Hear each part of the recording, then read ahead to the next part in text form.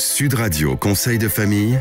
La chronique patrimoine avec Fee Investment Manager. Fee Investment Manager gère vos actifs financiers au plus près de vos objectifs. Bonsoir Stéphane Moller. Bonsoir Olivier Daudet. Fondateur et président du cabinet Via Wealth Management. Ce soir, on va répondre à Lorraine qui nous écoute, fidèle auditrice à Suresnes. Elle nous demande ce qu'est une opération en déficit foncier et quels conseils pourrait-on lui donner d'ailleurs ? Eh bien, le déficit foncier est un dispositif souvent connu des investisseurs, mais malheureusement souvent mal utilisé. En effet, certains investisseurs cherchent désespérément à se retrouver dans une situation de déficit, mais il est important de rappeler qu'être en déficit foncier est synonyme de perte financière, d'où l'intérêt de bien comprendre le mécanisme de cette notion. Alors justement, qu'est-ce qu'une opération en déficit foncier, Stéphane ? Le déficit foncier survient lorsque les charges déductibles sont supérieures au loyer encaissé par le propriétaire. Ainsi, lorsqu'un propriétaire perçoit des revenus locatifs, ceux-ci s'ajoutent aux autres revenus du foyer et augmentent par conséquent le revenu fiscal de référence et de surcroît le montant de l'impôt à régler.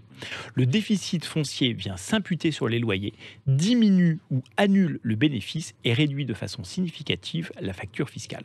Et qu'est-ce qu'on entend par charges déductibles, Stéphane ? Les charges déductibles sont par exemple les frais d'administration et de gestion, les charges de copropriété non remboursées par le locataire, taxes et impôts, cotisations d'assurance, intérêts et frais d'emprunt et surtout les travaux. Parfait. Comment se calcule le déficit foncier ? Le calcul est assez simple, il s'agit de soustraire les charges déductibles des revenus fonciers. Si le résultat est négatif, on parle alors de déficit foncier. Dans une certaine mesure, les travaux sont imputables sur le revenu global dans la limite de 10 700 €, ce qui présente une vraie incitation à maintenir le logement en état. Ce dispositif n'est accessible qu'aux biens immobiliers loués vides, pour ceux qui ont opté pour le régime réel. Ouais, la location meublée, soyons clairs, est donc exclue du dispositif du déficit foncier. Quels sont les avantages fiscaux de cette opération ?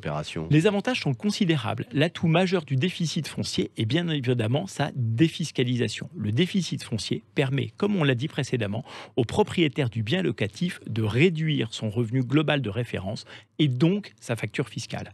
Le déficit foncier n'est pas soumis au plafonnement des niches fiscales et peut se cumuler avec d'autres dispositifs de défiscalisation immobilière.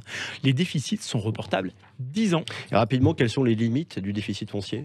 Le mécanisme du déficit foncier présente l'avantage d'une défiscalisation non négligeable, mais le logement doit être loué pendant 3 ans. Enfin, cette opération ne permet pas de réduire l'assiette des prélèvements sociaux. L'économie réalisée est donc parfois trompeuse.